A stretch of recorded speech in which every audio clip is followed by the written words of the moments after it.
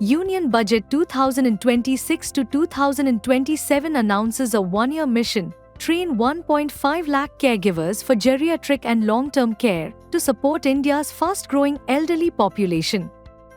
Training will follow the National Skills Qualifications Framework, creating certified workers for home-based care, hospitals, and assisted living services.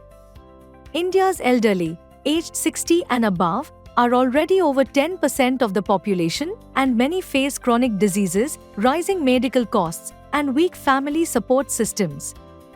The biggest gaps: rural elderly care, low pension and insurance coverage, and a massive digital divide where most seniors struggle to access online services. The push adds manpower to schemes like National Program for Health Care of the Elderly, Ayushman Bharat, and supports services like Elder Line 14567.